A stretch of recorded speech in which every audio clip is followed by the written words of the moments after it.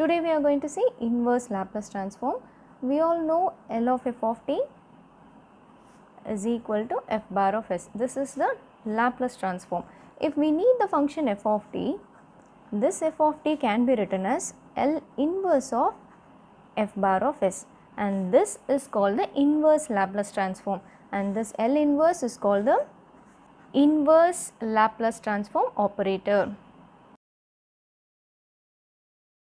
From this we can write L inverse of 1 by s is equal to 1.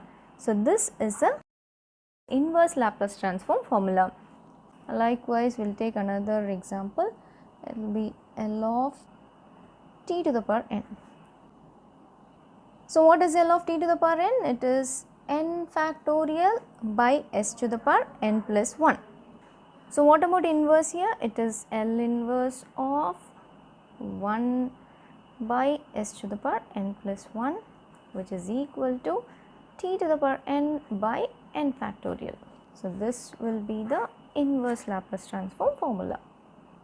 In this case, if it is s to the power n, that is L inverse of 1 by s to the power n, this will be t to the power n minus 1 by n minus 1 factorial. So, likewise, we can derive all the inverse Laplace transforms formula from the Laplace transform formula itself.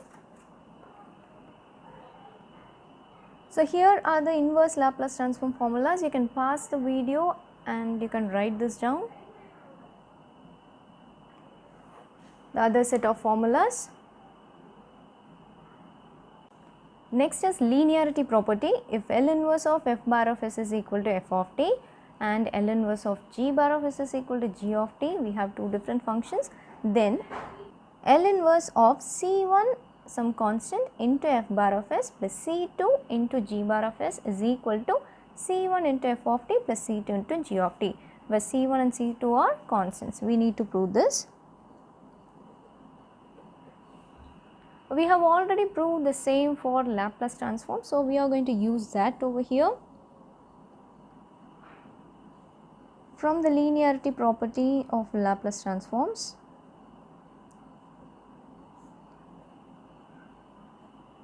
property for Laplace transforms, we know that, so we already have the linearity property for Laplace transform, that is L of C1 into f of t plus C2 into g of t is equal to C1 into L of f of t plus C2 into L of g of t. So, we have already proved this. This is equal to C1 into f bar of s plus C2 into g bar of s.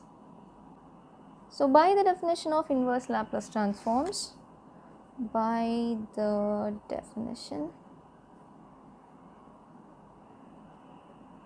of inverse Laplace transforms,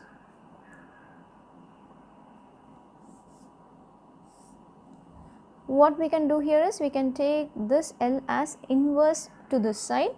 So, this will become L inverse of this one, it is C1 f bar of s plus C2 g bar of s is equal to this term, it is equal to C1 into f of t plus C2 into g of t, and this is what we want. So, hence the proof, but what you can do here is you can further write this as C1 into L inverse of f bar of s plus C2 into L inverse of g bar of s is equal to C1 into f of t plus C2 into g of t. So, this is what we have to prove. Further, by linearity property we can write the same as this. So, hence the proof. This is a proper definition of inverse Laplace transforms. If L of f of t is equal to f bar of s, then f of t is called the inverse Laplace transform of f bar of s, and symbolically it is written as f of t is equal to L inverse of f bar of s where L inverse is called the inverse Laplace transform operator. And these are the formulas. You can pause the video and take it down.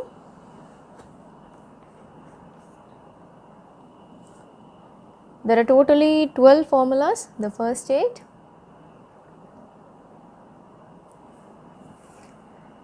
And the second set of formulas.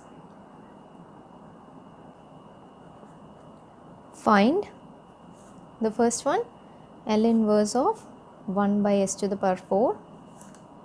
Second is L inverse of 5 by s plus 3. Third is L inverse of 1 by s squared plus 25. And the fourth one is L inverse of s by s squared plus 9. We'll solve this one by one. The first problem, L inverse of 1 by s to the power 4. So what is L inverse of 1 by s to the power n?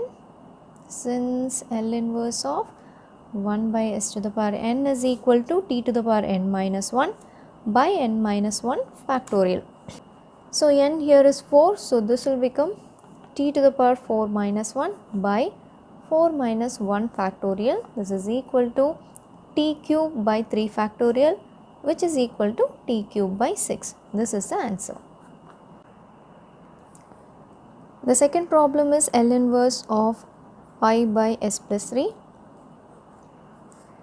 Here 5 can be taken outside since it is a constant. So 5 into L inverse of 1 by s plus 3.